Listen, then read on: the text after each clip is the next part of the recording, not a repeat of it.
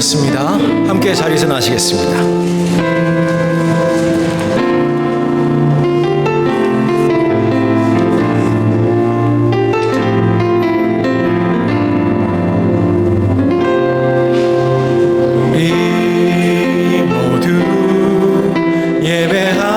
자 되어 온전히 영과 진리로 주를 예배하자. 주가 우리와 함께 영원히 함께 하시고 마르지 않는 샘물로 우릴 채우시리. 우리 모두 자 되어 온전히 영과 진리로 주를 예배하자. 주가 우리와 함께 영원히 함께 하시고 마르지 않는 샘물로 우릴 채우시리라.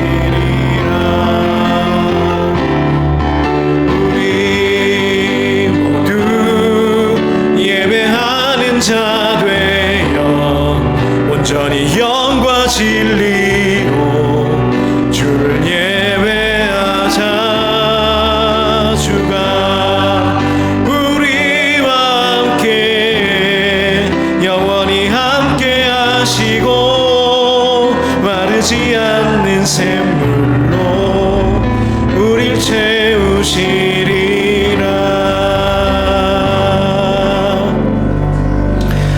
그러므로 너희가 그리스도와 함께 다시 살리심을 받았으면 위의 것을 찾으라. 거기는 그리스도께서 하나님 우편에 앉아 계시느니라. 생명을 주시고 그리스도를 우리에게 보내주시어서 구원의 밝은 길 걷게 하시는 하나님 아버지, 구세주 예수 그리스도를 바라보는 믿음으로 이 어지러운 세상 속에서도 주님의 제자로 살게 하신 은혜를 감사드립니다. 믿음의 표대를 따라 살고자 하는 결심 붙들어 주시고 흔들린 우리의 마음 붙들어 주셔서 세상 끝까지 주님만 의지하게 살도록 도와주옵소서. 이 오늘의 이 예배가 주님을 기쁘게 해드리는 온전한 경배의 자리 되게 하시고 참으로 어두운 세상길 걸을 때에 우리와 함께 하시는 주님 다시 한번 바라보며 힘을 얻는 시간 되도록 역사하여 주옵소서. 예수님의 이름으로 기원하옵나이다. 함께 찬송가 1장 찬양하시겠습니다.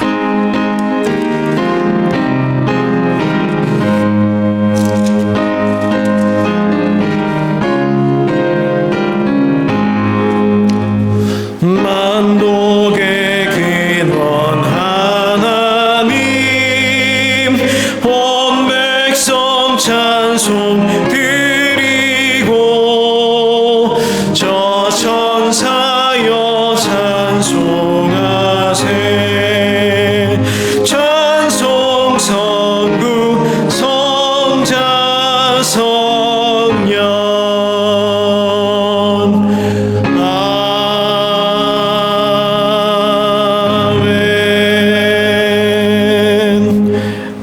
참여 기도 드리시겠습니다. 연약한 우리의 영혼을 나무라지 아니하시며 회개하는 저희들 외면하지 않으시며 오히려 사랑의 품으로 인도하시는 하나님, 우리의 죄 지은 모습들을 생각할 때마다 참으로 우리는 낭망하게 되나 다시 우리를 위로하시고 일어설 수 있는 힘을 주시니 감사합니다. 약한 자를 들어 강하게 하시고 추한 자를 들어 거룩하게 하시는 주님의 사랑을 믿으며 이 시간 주님 앞에 우리의 죄를 고백합니다. 한 사람 한 사람 그 마음을 돌아보시고 상처난 가슴을 감싸 주시며 한없으신 주님의 자비로 덮어주시기를 원합니다. 세상이 이끄는 대로 살았습니다. 옳지 않은 것을 선택한 적이 있습니다. 가지 말아야 할 길을 달려갔음을 주님 저희는 압니다. 저희를 불쌍히 여겨 주옵소서. 사랑과 인내와 온유, 생각한 대로 배운 바대로 믿는 대로 그렇게 실천하지 못했습니다. 마음을 다스리지 못했으며 순간순간 감정에 붙들려서 의롭지 못한 일 저질렀고 욕심을 자제하지 못하였고 정욕에 사로잡혔음을 고백합니다. 그리스도의 본을 실천하지 못하였습니다. 오히려 보여서는 안 될 불신앙의 모습을 저희는 그대로 보이며 살았습니다. 주님께서 함께 하심을 저희들은 의심하였습니다. 또한 하나님께서 참으로 슬퍼하심을 알면서도 외면하였습니다. 주님의 공의를 살아가야 함에도 정의를 실천하기에 모자란 저희들의 모습이었습니다. 오늘도 세상과 타협하며 그럭저럭 살고자 하는 저희들을 불쌍히 여겨 주옵소서. 이 시간 주님 저희를 긍휼히 여기시고 용서하여 주옵시고 주님의 말씀으로 회복해 하여 주옵소서. 이 시간에는 주님과 우리 나만이 아는 죄를 침묵 가운데 계속하여 아뢰시겠습니다.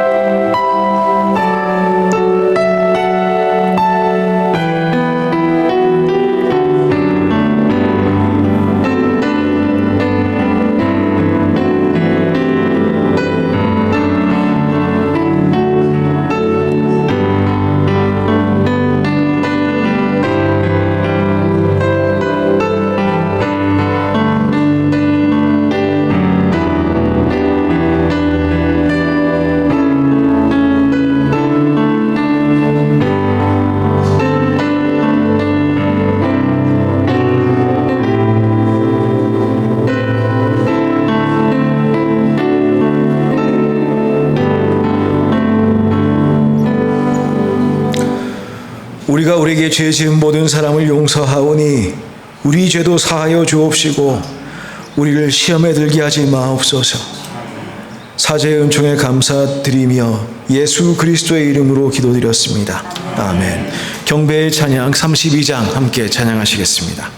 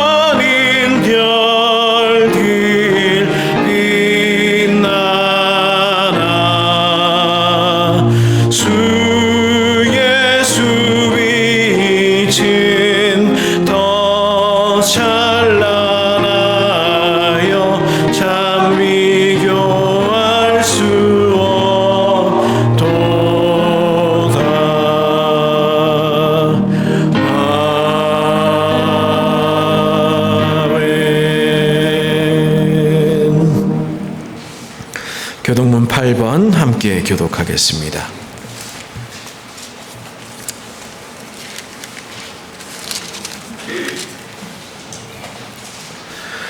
어리석은 자는 그의 마음에 이르기를 하나님이 없다 하는도다.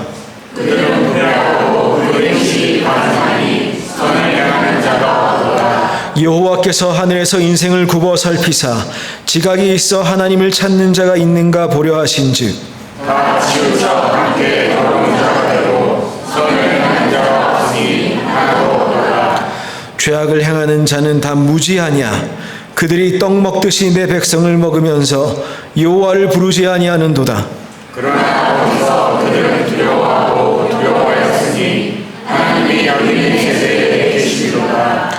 너희가 가난한 자의 계획을 부끄럽게 하나 오직 여호와는 그의 피난처가 되시도다. 이스라엘의 구원이 시온에서 나오기를 원하노라. 여호와께서 그의 백성을 포로된 곳에서 돌이키실 때에 야곱이 즐거워하고 이스라엘이 기뻐하리로다. 아멘. 함께 사도신경으로 우리의 신앙을 고백하시겠습니다. 전능하사 천지를 만드신 하나님 아버지를 내가 믿사오며 우리 주 예수 그리스도를 믿사오니 이는 성령으로 잉태하사 동정녀 마리아에게 나시고 본디오 빌라도에게 고난을 받으사 십자가에 못 박혀 죽으시고 장사한 지 사흘 만에 죽은 자 가운데서 다시 살아나시며 하늘에 오르사 전능하신 하나님 우편에 앉아 계시다가 저리로서 산 자와 죽은 자를 심판하러 오시리라. 성령을 믿사오며 거룩한 공회와 성도가 서로 교통하는 것과 죄를 사하여 주시는 것과 몸이 다시 사는 것과 영원히 사는 것을 믿사옵나이다. 아멘. 모두 자리에 앉으시겠습니다. 찬송가 413장 함께 찬양하겠습니다.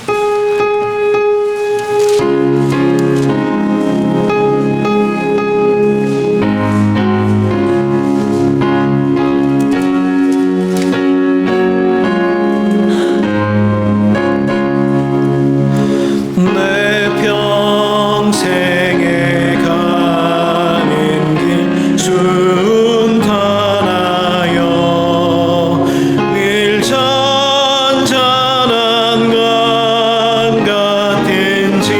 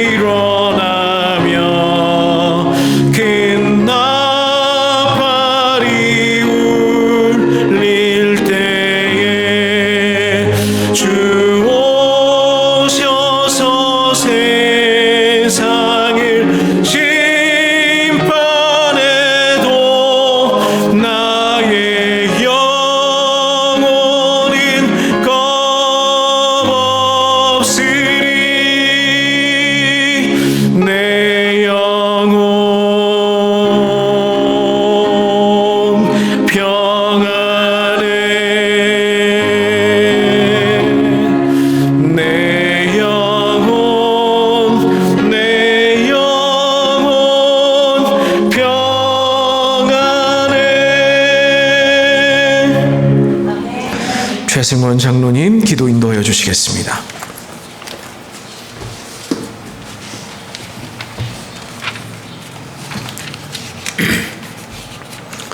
하나님의 안식하심과 우리를 지으심의 기쁨을 위하여 이날을 복되고 거룩하게 하셔서 우리에게 힘을 허락하시고 그 신 가운데 우리와의 만남과 대화를 원하시는 아버지 하나님, 이 교제 예배 시간을 통해 주님을 만나고 주께서 저에게 말씀하시는 세밀한 음성을 듣는 귀한 시간으로 인도하여 주시옵소서. 저희의 삶의 여정 가운데 주님의 영광을 가리고 주님의 마음을 아프게 했던 모든 행동과 언행들을 이 시간 회개합니다. 주님, 저의 죄를 용서하여 주시옵소서. 주님, 저희가 원하옵기는 머리로만 주님을 알게 하지 마시고 마음과 우리의 모든 육체가 주님을 인지하고 우리의 전부를 드리는 그런 믿음의 삶을 살아가는 저희들이 되게 인도하여 주시옵소서. 잎사귀만 무성한 무화과 나무가 아니라 잎사귀와 열매가 무성히 맺혀져 주님 찾으실 때 주님의 시장길을 채워드리는 좋은 과실을 맺는 무화과 나무들로 인도하여 주시옵소서.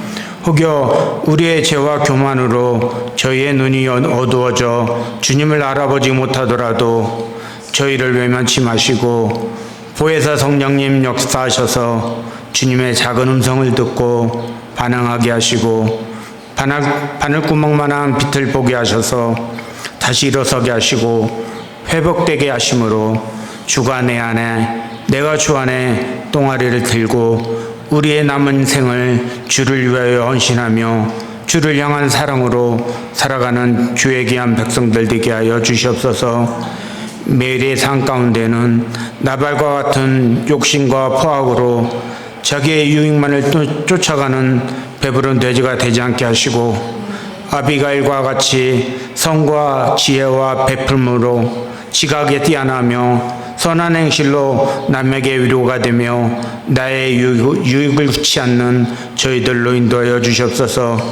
피값으로 세우신 이 교회가 주님 안에서 더 풍성한 은혜와 더 충만한 말씀의 반석 위에 세상과의 징검다리 같은 역할을 하게 하시고 하나님의 진리와 경륜을 쫓아 세상의 조롱거리가 아니라 세상으로부터 칭찬받으며 존경과 부러움에 주님의 공동체로서 부족함이 없게 하여 주시옵소서. 바라고 바라옵기는 이전이 세상으로부터 상처받고 지친 이들의 도피처가 아니라 안식처가 되게 하셔서 많은 이들이 이전을 찾게 하시고 아직도 주님을 알지 못하는 이들에게 주님 나라의 시민권을 취득하는 이 땅에서 주님의 외교부가 되게 하셔서 새 생명을 낳고 낳는 일에 진심인 그런 아름답고 아리따운 교회 되게 하여 주시옵소서. 그러기 위해서 저희들 더 겸손하게 하시고 더 낮아지게 하시고 더 무릎 꿇게 하시고 더 말씀 보게 하셔서 더 신실하고 신실한 신앙인으로서의 믿음의 본이 되어 이제 믿음의 첫 걸음을 떼딛는 초년생들에게 귀한 귀감이 될 수 있도록 저희들로 인도하여 주시옵소서. 세우신 각 기관과 부서 위에 주님의 기름 부으심이 넘치게 하시고 저희에게 주어진 사명과 본분을 게으름이 아니라 부지런함과 성실 근면함으로 맡겨진 소명 잘 감당하게 하여 주시옵소서. 또한 저에게 지혜와 건강함이 필요하오니 주님 허락하셔서 주님의 청지기의 삶을 이제는 꼭 이룰 수 있도록 인도하여 주시옵소서. 특별히 바라고 나옵기는 주일학교를 생각하셔서 좋은 전도사님 보내주셔서 우리 미래의 꿈들이 믿음의 소홀함이 없도록 역사하여 주시옵소서. 말씀되어 나실 주의 종에게 성령의 충만함의 전신갑주를 입혀주시고 말씀의 두루마리를 종의 입속에 넣어주셔서 그 말씀 하나하나가 우리에게 좋은 비타민 같은 말씀으로 시들에 있던 저희의 영혼이 소상되게 하게 하시며 사도 바울이 자기의 제자 디모데에게 했던 사랑과 축복과 안부와 권면의 말씀들이 주께서 동일한 음성으로 주의 종에게 말씀하셔서 성도나 교회로부터 부족함 없는 주님의 제자가 되게 하여 주시옵소서. 해외 출장 가운데 가고 오시는 길 주님의 지키심과 동행하심이 함께 하셔서 모든 일정 잘 마치게 하시고 머리털 하나 상황 없이 귀국하실 수 있도록 인도하여 주시옵소서. 이 모든 말씀 우리의 왕이 되시며 기꺼이 친구가 되어주시는 우리 주 예수 그리스도의 이름으로 감사하며 기도드렸습니다. 아멘.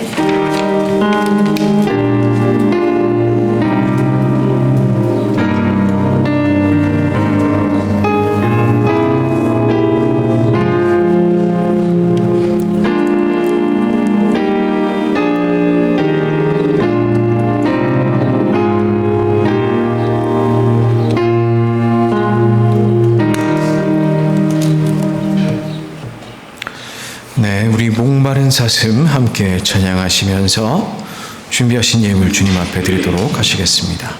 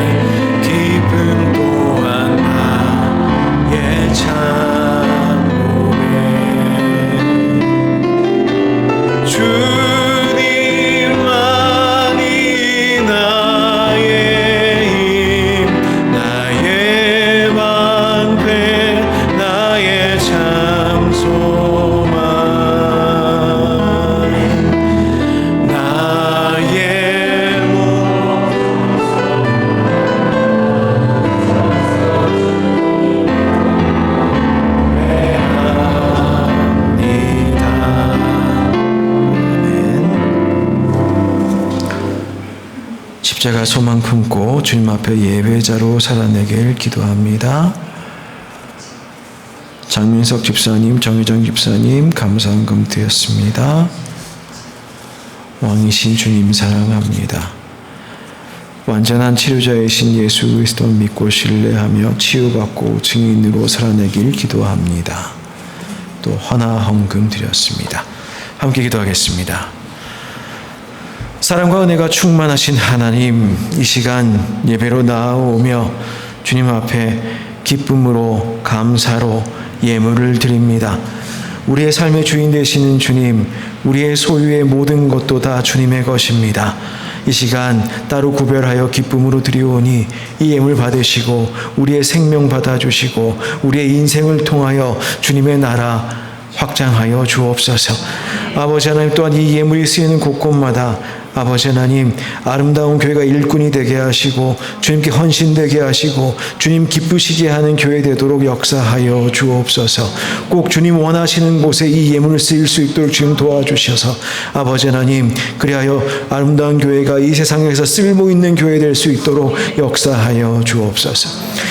예물 드린 손길들 위해 주님 기억하여 주시고 함께 하셔서 아버지 하나님, 인생의 여정 가운데 주님 앞에 간구할 때마다 늘 함께 하시며 위로하시며 동행하시는 주님의 놀라우신 사랑이 느껴지고 다시 한번 그 사랑으로 회복되고 다시 한번 그 사랑으로 일어날 수 있도록 그 삶 가운데 역사하여 주옵소서. 아버지 하나님, 그리하여 아버지 하나님, 눈물로 기도할 때마다 응답받고 주님 앞에 간구할 때마다 응답받고 회복될 수 있도록 주님 역사하여 주옵소서. 늘 지혜롭게 하시는 주님, 늘 우리로 하여금 지혜롭게 하셔서 우리 가운데 계신 주님 바라보게 하시고 아버지 하나님, 그리하여 우리의 인생이 온전히 주님의 것 되도록 역사하여 주옵소서. 예수님의 이름으로 기도드리옵나이다. 아멘. 네, 아름다운 교회 소식 안내해 드리도록 하겠습니다.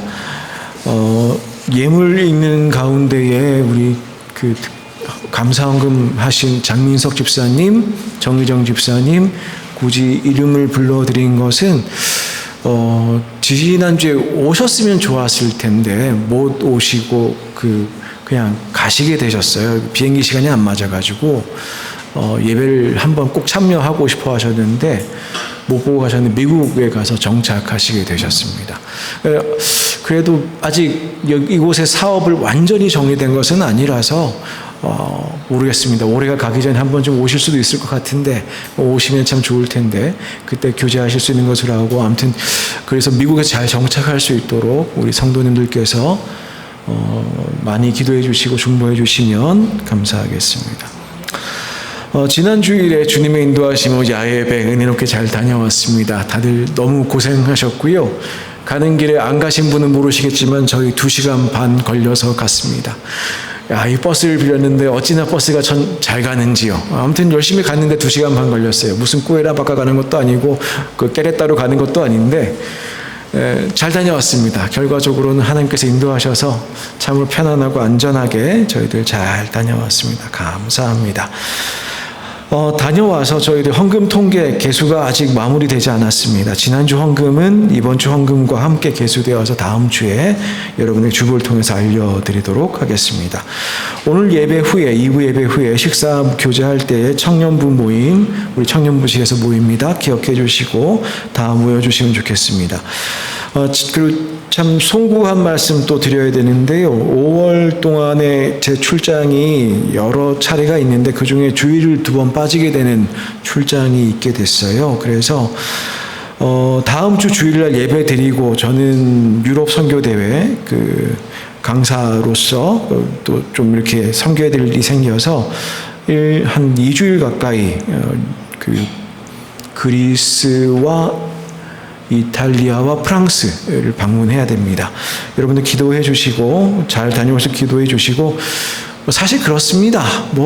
2주라고는 하지만 제가 직접 강의하거나 이런 날은 2, 3일 정도일 거예요. 아무튼 가서 편안히 또 은혜롭게 잘 있다가 올 수 있도록 기도해 주시면 좋겠습니다. 그때에는 5월 첫째 주일에 제가 자리를 비우게 되는데 그때에는 우리 김창환 목사님께서 예배를 섬겨주시고 그 다음에 5월 10일 날 주일에는 제가 있으면서 함께 성찬식을 나누게 될 것이고요. 그 주 금요일 날 다시 이번에는 뉴욕에 아름다운 교회가 있다고 합니다. 그래서 뉴욕 아름다운 교회에 3일간 강사로 또 갑니다. 그래서 금토일 또 강사로 가게 되는데 그래서 주일날 또 빠지게 됩니다. 죄송합니다. 이때는 우리 박지만 목사님께서 예배를 섬겨주시게 되겠습니다. 우리 선교사님들이신데 오시면 여러분들께서 좀 잘 이렇게 섬겨주시고 또 선교사님들께서 아마 말씀 열심히 준비해 오실 것입니다. 기대해 주시면 좋을 것 같고 그런데 아마 1부 예배는 모이기 힘들지 않겠나 그런 생각합니다. 아마 2부 예배 모이시게 될 텐데 그때 꼭 다 모이셔서 예배 잘 드리시면 좋겠습니다. 뿐만 아니라 수요 예배, 제가 없다고 수요 예배 없는 거 아닙니다. 수요 예배 꼭 모이셔서 계속 말씀 생활, 예배 생활 주중에도 이어가시는 우리 아름다운 교회 되시면 참으로 좋겠습니다. 그 외의 내용들 주보로 참조해 주시면 좋겠습니다. 오늘 주시는 하나님의 말씀 요한복음 19장 23절로 30절 말씀입니다. 요한복음 19장 23절로 30절 말씀 우리 김정학 권사님께서 하나님의 말씀을 봉독하여 주시겠습니다.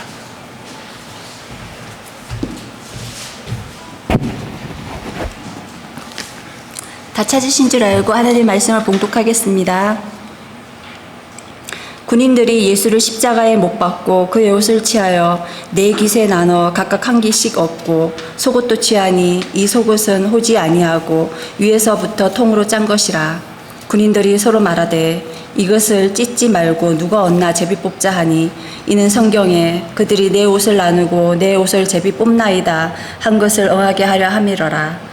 군인들은 이런 일을 하고 예수의 십자가 곁에는 그의 어머니와 이모와 글로바의 아내 마리아와 막달라 마리아가 섰는지라.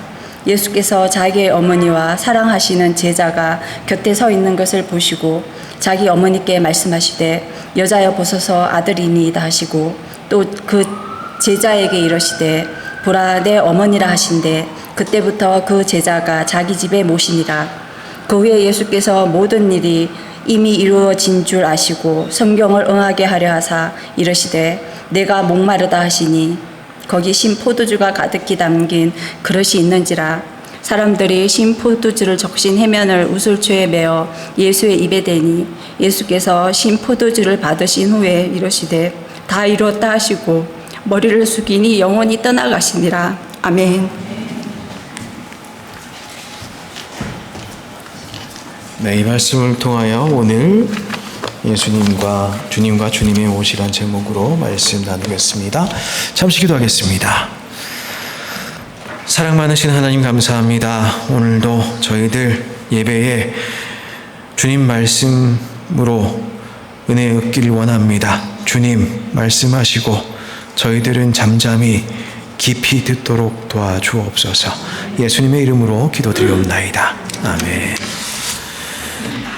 네, 우리 오늘 예수님 돌아가시는 장면으로 한번 이야기를 좀 나눠볼까 합니다. 신앙생활 하면서 우리가 추구하는 것들, 신앙생활 한다는 건 사실 십자가 밑에서 우리가 살아간다는 것을 의미합니다. 십자가의 은혜로 살아가는 삶이죠. 그 은혜로 살아가는 삶을 우리는 아마 신앙생활이라 할 수 있을 것 같습니다.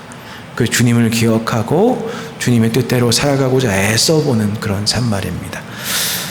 자, 그 주님께 돌아가시는 장면 오늘 보면서 저희들 우리의 삶을 다시 한번 좀 돌아보고자 합니다.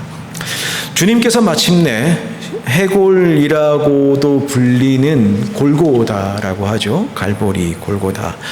십자가에 못 박히셨습니다. 옆에는 강도 2명도 같이 십자가에 못에 박혔습니다. 십자가에 못 박혔다는 것은요, 그냥 좀 아프고 마는 정도의 고통은 아닌 것 같습니다. 우리 살다가 아프면 아이고 죽겠네 이제 그럴 때 있지요. 근데 사실 그때도 죽을 것 같은 것 같지는 않아요. 근데 정말 이러다 죽겠다 싶은 순간이 없지 않을 수 있습니다. 여러분들에게 그런 일이 없기를 바라는데 저는 개인적으로 한 번 있었던 것 같아요. 예전에 온두라스 있을 때 댕기를 한번 알았는데요. 정신이 있어야 정신이 남아 있어요. 근데 이렇게 아프면 죽을 수 있지 않을까? 그런 생각을 속으로 하면서 네, 뭐 잘 살아 있습니다만은 아팠어요. 진짜 아팠습니다. 열도 많이 나고 병원에 겁도 주고 이게 댕기가 2종류가 있는데 어떤 종류에 걸리면 약도 없고 죽어야 된다 그러시는데 겁나가지고 네. 근데 그렇게 아플 수도 있는데 죽진 않았죠. 근데 십자가는 좀 다릅니다. 사람이 죽어가는 현장입니다. 그리고 실제로는 하루 만에 죽는 사람 별로 없다고 그래요. 원래 예수님은 무슨 반나절 만에 돌아가신 것으로 되어 있는데 사실 그거 정말 은혜로운 죽음이라고 볼 수 있습니다. 보통 사람이 말라 죽어가는 게 보였다고 그래요. 한 일주일 동안 이렇게 매달려 있는 사람도 있고 그랬다고 합니다. 그러니까 십자가에 못 박혔다는 것은 지금 죽어가고 있는 것을 말합니다. 생명이 쭉쭉쭉쭉 빠져나가는 것을 말하는 것이죠. 일시적인 고문이나 체벌이나 그것 때문에 고통스러운 것이 아니라 무슨 연습이나 장난이 아니라 시시각각 생명이 꺼져가고 있는 현장인 것입니다. 사실 죽어가는 사람에게나 살아있는 사람에게나 죽음만큼 이렇게 많은 생각을 하게 되는 가끔 가다는 좀 엄숙하거나 장엄하게 느껴지는 순간이 잘 없습니다. 죽음이란 결코 되풀이할 수 없는, 인간이 되풀이할 수 없는 마지막 사건이기 때문에 그렇습니다. 그래서 많은 경우에 인간의 임종 앞에서만큼은 뭐 원수졌던 사람이라도 뭐 장례식 가가지고 정말 천천지 원수면 좀 다를 수 있는데 웬만하면 그래도 좀 용서하고 그런단 말이에요. 숙연해지고 그렇습니다. 지금 골고다 언덕 위에서 한 사람도 아니고 세 사람이 죽어가고 있습니다. 시간이 흐를수록 생명의 빛은 꺼져가고 있습니다. 그런데 그 밑에서 벌어지고 있는 일들을 살펴보면은 우리가 그런 엄숙함과는 거리가 먼 상황을 봅니다. 우리가 십자가 은혜로 살아간다는 것은 무슨 뜻일까요? 예수님의 죽음을 기억하고 그분께서 어떻게 우리를 구원하셨는가를 기억하고 우리가 어떻게 예수님의 제자로 살아갈 것인가를 기억하는 것이, 물론 부활의 기쁨도 있습니다만은 분명히 십자가를 우리가 기억하고 십자가의 은혜 아래에서 살아가려고 애를 써야 되겠지요. 근데 십자가 아래에서 살아간다는 우리의 삶도 오늘 본문에 나온 여러 모습과 다를 바가 없습니다. 예수님은 이야기합니다. 어머니 보십시오. 보십시오. 여기 아들이 있습니다. 그러면서 요한이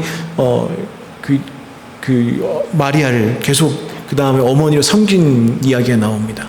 정말 힘드셔가지고 목마르다 하시고 포도주 한 잔 이렇게 해면으로 올려서 드시고 그 다음엔 다 이루었다 하고 머리를 숙이니 영혼이 떠나가셨다. 그런 장면이 지금 한편 장엄하게 펼쳐지고 있지요. 애틋함도 있고요. 근데 한편에서는 예수님 옷 가지고 이제 서로 제비 뽑기 하는 사람들이 등장합니다. 십자가 아래에서요. 누구보다도 예수님께 아마 가까이 있었을 겁니다. 누구보다도 예수님의 피를 가까이 했을 겁니다.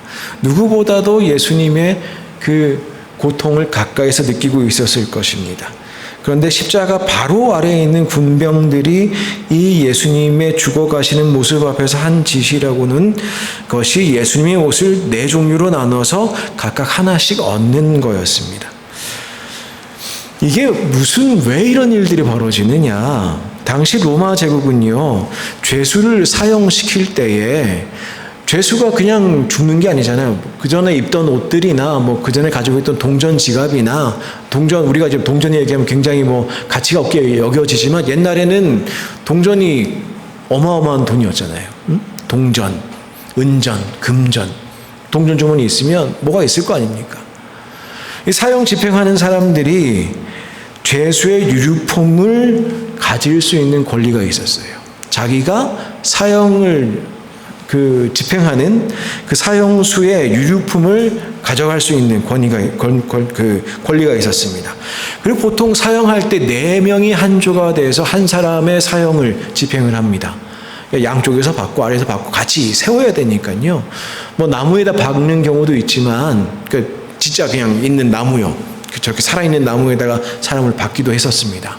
그런 경우도 있지만 예수님 같은 경우에는 이렇게 큰 십자가 위에다가 이렇게 달리시게 되셨죠. 그러니까 4명이 한 조를 하는데 한 조가 되어 사형을 집행하는데, 근데 이 사람들이 하는 일이 뭐냐? 사형을 집행하고 나서 예수님 가진 것이라고는 옷밖에 없는데 이제 그거 나눠 가지는 거예요. 근데 그 나눠 가지는 과정도 사실 마가복음에 따르면 군사들이 누가 뭘 가질까 하면서 제비를 뽑았다고 합니다.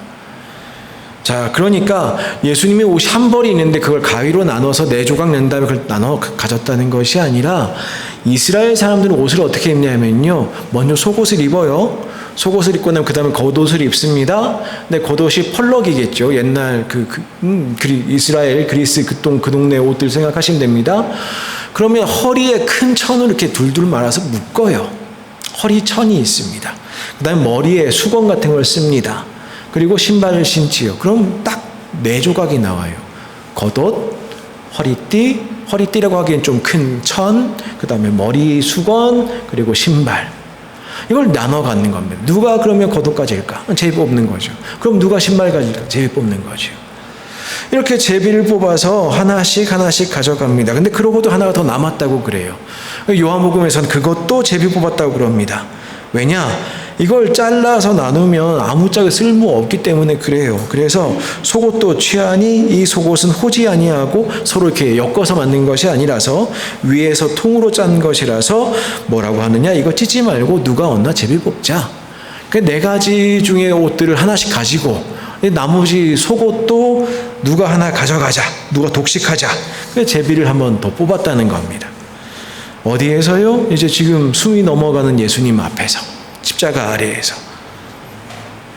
타인의 죽음에는 별로 이제 군인이면 좀 그럴 수 있다고는 생각이 되는데, 근데 오늘날 저희는 인권이라는 걸 생각을 하고 사형수도 인권이 있다고 생각하고 어떻게 하면 사형을 좀 고통스럽게 하지 않을까를 고민하는 세상에서 관점으로 보면 굉장히 좀 이상합니다. 아니 그게 자기 소유가 된다고 해도 나중에 그거 다 쌓았고 그 막사 가지고 가서 거기서 나눠도 되잖아요. 사실 그래도 돼요. 그게 급할 게 하나도 없습니다. 그거 나눠 가져야 될, 지금 그거 해야 될 이유가 없어요. 지금 얼마나 소란스럽겠어요. 지금 옆에 사람들이 얼마나 또 난리겠습니까? 그 경비도 서야죠. 뭐 여러 가지 일들을 해야 될 거 아닙니까? 근데 이 사람들이 관심이라는 것은 뭐냐? 내가 지금 여기서 가질 수 있는 콩고물은 뭐가 되겠느냐 정도 되겠습니다. 관심사는 하나입니다. 지금 내 손으로 뭘 움켜잡을 수 있느냐. 십자가 아래에서요. 이와 같은 군병들의 모습을 보고 요한 사도는 이렇게 이야기합니다. 이것도 성경에 있는 것을 응하게 하려는 것이다. 예언이 사실화되는 것을 보신 것입니다. 인간을 구원하기 위해서 인간이 받아야 할 죄의 형벌을 대신 받고 골고다 산상에서 죽어가신 예수님. 그런데 그 예수님의 가장 가까운 곳에 있는 사람들, 그 사람들은 단지 손 안에 잡힌 소유에 무엇을 가질 것인가가 최우선적인 관심사가 되어 있는 사람의 모습을 봅니다. 근데 그것이 어찌 본문 속의 군병들만 그러겠습니까? 사실 이 세상을 살아가는 인류의 모습이 그러한 것 아니겠습니까? 이들이 예수님의 겉옷과 속옷을 나누어 가질 수 있는 권리를 가진 것은 이들이 예수님에게 못질을 한 결과지요. 우리가 하나님이 주셨습니다라고 이야기하면서 오히려 어떨 때 보면요, 우리가 다른 사람들에게 못질해서 가지고 있는 소유가 있어요. 누군가를 희생시키고 그거 혈안이 돼가지고 십자가 밑에 살아간다고 하면서 그거 가져오려고 애를 쓸 때가 있습니다. 그런데 생각해 봅시다.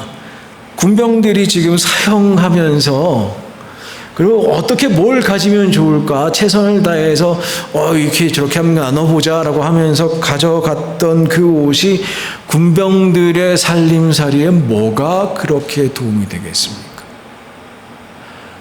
사형수 겉옷 가져가면 뭐 남나요? 속옷 가져가면 그거 입을 수나 있나요?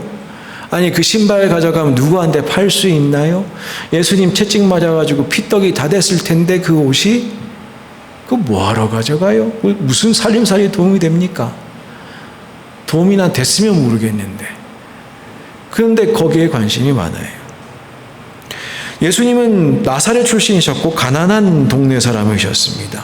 그분이 입고 있던 옷이 무슨 명품일 리가 없습니다. 총독 관저에서 채찍질 당하고 오셨습니다. 가시관 쓰시고 십자가 지시고 골고다 오셨습니다. 옷은 피와 땀으로 쩔어 있었을 것입니다. 가져봐야 현실적으로 아무런 도움도 되지 않습니다. 그런데 그럼에도 불구하고 그들은 길을 쓰고 어떻게든 순서를 정해서 가져가려고 애를 씁니다. 우리가 그렇게 경쟁자를 물리치고 가끔은 수단과 방법 가리지 않고 지금 우리 손 안에 넣은 것, 여러분 얼마나 가치가 있으시던가요? 거룩하게 얻은 그런 거 말고요. 수단과 방법을 가리지 않고 무언가를 얻었다면 그거 정말 가치가 있던 건가요? 예전에 이제 그런 이야기 있었다고 그래요. 사형수의 옷은 무슨 운이 있다. 뭐 그런 이야기 병사들 사이에 있었대요. 그러면 조금 이해할 만합니다. 뭐 그렇게 전리품을 가지고 가면 뭔가 운이 있다. 근데 한국 사람들 관점 보면 그것도 이해가 안 됩니다. 우리는 재수없어 그 다 태워버릴 텐데. 뭐 누가 사형수가 입었대더라, 피 묻어 있다더라. 그러면 어디다 갖다 묻을 텐데, 그지요? 유대인들도 아마 그거 안 가져갈 겁니다. 피 묻으면 부정한대요. 그거 어디다 가져가면 뭐 어디다 씁니까? 근데 우리는 뭐라도 될까 싶어서 그거 가져가고 싶어하는 사람들 본단 말이에요. 우리의 삶을 생각해 보십시다. 우리가 아무리 억세게 뭔가를 움켜잡았다 한들 그거 죽어서까지 가져갈 수 있겠습니까? 아무리 좋은 것이라고 해도요. 그것 때문에 우리의 인생이 운수가 뻥 뚫렸다 하더라도 그거 가지고 천국 가겠습니까? 아니면 우리가 관 속에 들어눕는 날에 쥐고 갈 수는 있습니까? 그것도 못 될지 모르죠. 관 속에 눕기 전에 누가 뺏어갈지도 모릅니다. 죄송한 말씀이지만 관 속에 눕기 전에 없을 수도 있어요. 본문 속의 군명들은 마지막 순간에 주님을 가장 가까이 만났던 사람들입니다. 그들 곁에 계신 주님 누구십니까? 인간의 죄를 사해 주시고 영원한 생명, 영원한 천국을 우리에게 주시는 하나님의 아들 아니십니까? 그분을 만날 수 있는데, 그분을 만났는데 관심은 옷에 있습니다. 천조가리에 있습니다. 영원한 생명, 영원한 천국이 아니라 썩어 없어져 버릴 천조각 말입니다. 우리는 언제 십자가의 주님 만났습니까? 10년 전이요? 5년 전이요? 무슨 30년 전이요? 크리스찬이라 불리신 지 몇 년 되셨습니까? 근데 그 몇 년 동안 여러분이 얻은 것은 무엇입니까? 20년, 30년 후에 여러분이 지금 귀하다고 손에 짊어지고 있는 건 뭡니까? 그거 잡으려고 지금 애를 쓰고 계신 거예요. 뭐 잡으려고 애를 쓰고 계십니까? 그게 구원입니까? 아니면 옷 조각 하나입니까? 예수님 만났잖아요. 십자가 밑에 살아가잖아요. 근데 우리는 뭘 지기 위해 살아가고 있습니까? 사도 요한은요, 24절에 군병들에 이렇게 얘기합니다. 군병들이 이런 일을 하였다. 그러니까 이런 일을 했다는 거는 좋은 일을 했다는 뜻이겠지만, 저딴 짓을 했다는 뜻이겠습니까? 그리고 사실 그 원문을 보면 이런 일이 아니라 복수로 되어 있어요. 이딴 짓거리들을 했다라고 번역을 해야 마땅할 것 같습니다. 남들은 생각할 수도 없는 값지고 귀한 일을 행했다. 뭐 그런 말은 아니죠. 오히려 어리석고 참으로 한심하고 참으로 악한 짓만 골라서 했다. 십자가 아래에 살아가는 우리의 소망이 어디에 있는가? 지금 우리는 무엇을 추구하고 있는가? 다시 한번 생각해 봐야겠습니다. 예수님의 옷자락을 만진 사람이 사실 또 있긴 있습니다. 12년 동안 혈루증 앓은 여인도 예수님의 옷에 손을 대본 적이 있지요. 12년 동안 혈루증이라고 하는데 이게 도대체 어떤 고통일지 저는 상상이 안 됩니다. 우선 저는 여성이 아니라서 이 부끄러움을 몰라요. 피가 밑으로 계속 흐르는 그 병 말입니다. 그러니까 일상적인 생리현상이 아니라 혈루증 말입니다. 도대체 얼마나 힘들었을까요? 그러다 이스라엘 사람들은 이걸 죄라고 생각하니까, 피가 나오는 건 죄라고 생각하니까 12년 동안 어떻게 살았을까요? 얼마나 부끄러웠을까요? 여자로서도 부끄럽고 사람으로서 부끄럽고. 그래서 성경 보면 그때 보면 누가복음 보면은 만나보지 않는 의사가 없고 써보지 않은 약이 없는데 그것 때문에 오히려 재산을 다 날려버렸다. 12년 동안 재산을 날릴 좀 그렇게 간절히 해봤는데 낫지 않았다. 근데 그 사람이 예수님이 오신다는 이야기를 듣고 어떻게 만나보려고 하는데 도대체 만나볼 수가 없어. 손을 뻗어서 어쩌다가 손이 옷자락에 닿았다. 몸을 잡은 것도 아니고 옷을 붙잡은 것도 아닙니다. 예수님 옷가에 손이 닿았습니다. 근데 예수님께서 뭐라고 하시는 줄 아십니까? 누가 내 몸에 손을 댔다. 누가 내 옷에 손을 댔다도 아니고 누가 내 옷을 잡았다도 아니고 누가 나를 밀었다도 아닙니다. 제자들이 묻습니다. 그게 아니라요, 선생님. 사람이 많아서 이렇게 저렇게 밀리고 그런 겁니다. 누가 해코지하려 그런 거 아니고요. 누가 때린 거 아니고, 누가 때릴 수도 있잖아요. 사람들 맞고 린치할 수도 있고. 그런 거 아니고, 누가 그런 사람 지금 없습니다.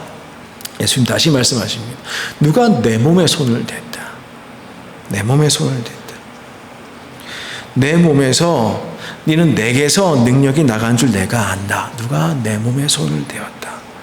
여인은 예수님 옷가에 손을 대었을 뿐인데 그는 구원을 받았습니다. 씻은 듯이 혈루증이 나았습니다. 새로운 생명으로 살게 되었습니다.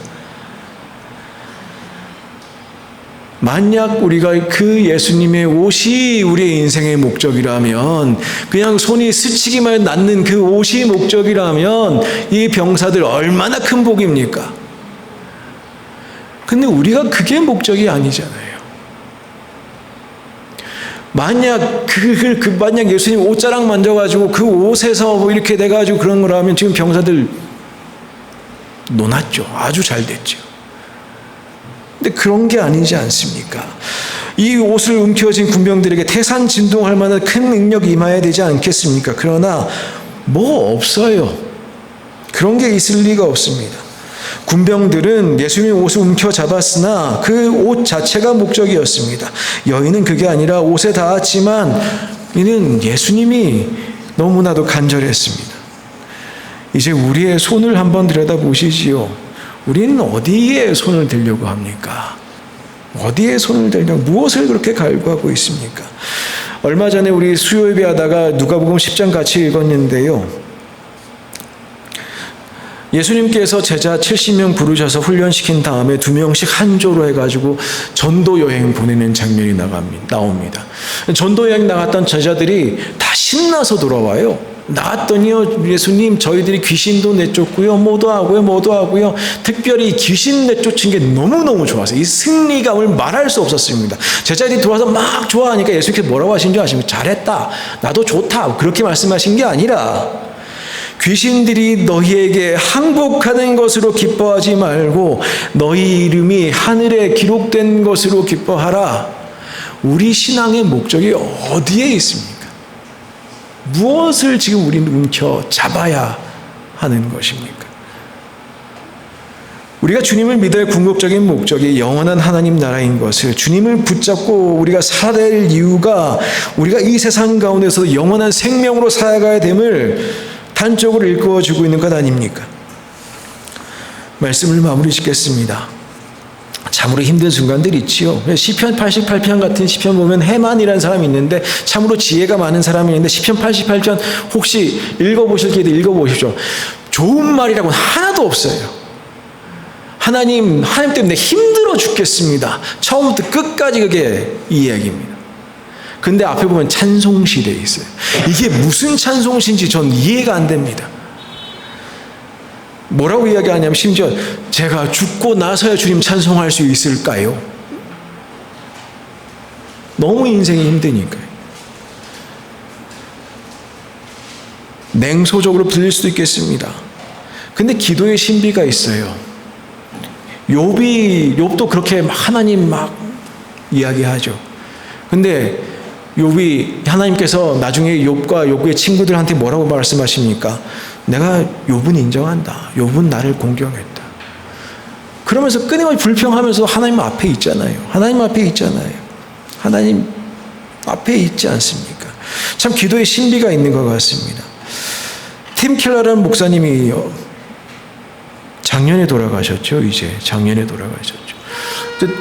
근데 그분이 알을 타고 돌아가셨는데, 이제 기력이 쇠하셔서 돌아가셨는데, 이제 암을 앓으실 때에 이제 자기 성도 중에 은퇴하신 이후에요. 근데 예전에 알고 지낸 성도 중에 또 암 걸렸다는 사람이 있어가지고 가서 이제 신방하러 가셨습니다. 오랜 기간 같이 신앙생활 하던 성도가 아프다고 하니까 이제 가신 것 같아요.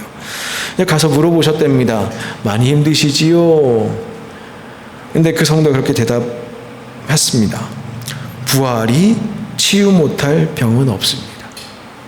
부활이 치유 못할 병은 없습니다. 결국 주님입니다. 우리의 인생에, 우리의 도대체 대답할 수 없는 고통에 있어도, 가끔 이해할 수 없는 일들이 있어도, 가끔가다 눈에 뭐 물질이 보여서 막 마음이 쏠려갈 때가 있어도, 우리의 대답은, 주님 주신 대답은 우리 주님입니다. 옷이 아닙니다. 주님입니다. 그거 가진다고 되지 않아요. 우리가 뭐 더 가진다고 되지 않아요. 신앙생활은 거기에 비밀이 있지 않습니다. 주님 더 알아요. 주님 더 알아야 되고, 주님께 어떻게든 나아가는 것이 신앙생활입니다. 주님께 우리를 정말 사랑하시거든요. 우리도 그 사랑에 사랑으로, 주님을 향한 사랑으로 응답했으면 좋겠습니다. 주님 사랑하신 이것도 주시겠지, 저것도 주시겠지가 주님 좋습니다. 주님 사랑합니다. 이것으로 응답하는 우리 모두가 되었으면 좋겠습니다. 십자가 아래, 은혜 아래 살아가는 우리 모두가 되시길 원합니다. 기도하겠습니다. 하나님 감사합니다. 오늘도 이 예배를 통하여, 오늘도 말씀을 통하여 우리를 사랑하시며 우리에게 주님의 모든 것을 내어주신 그 주님을 다시 보게 하시니 감사합니다. 그 주님을 바라보며 살게 도와주십시오. 오직 주님을 향하여 저희의 삶을 살아내는 우리 모두가 되도록 주님 역사하여 주옵소서. 예수님의 이름으로 기도드리옵나이다. 아멘. 모두 자리에서 일어나시겠습니다. 찬송가 461장 1절 함께 결단의 찬양으로 부르시겠습니다.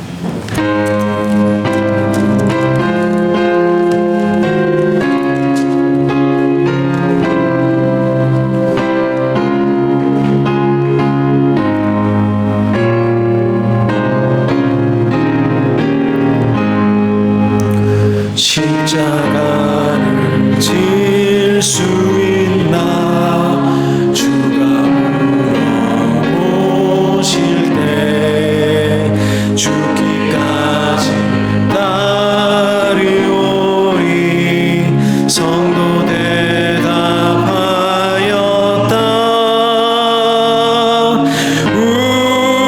우리의 심령 주의 것이니 주님의 형상 만드소서.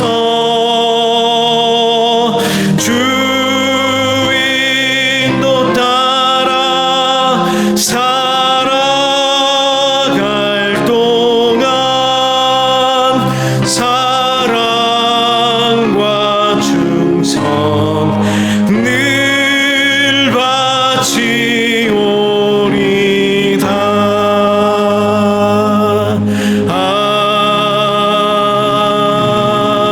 아멘. 파송의 말씀드립니다. 예배를 마치며 저희는 또 세상으로 나아갑니다. 세상으로 나아가면 우리가 봐야 될 게 참 많지요. 근데 우리 하나는 잊지 마십시다. 예수님 계속 기억하고 바라보며 살아가도록 하시면 좋겠습니다. 그 예수님께서 여러분들 한 주간도 지키시고 인도하시고 또 능력 주셔서 잘 감당하게 하실 줄 믿습니다.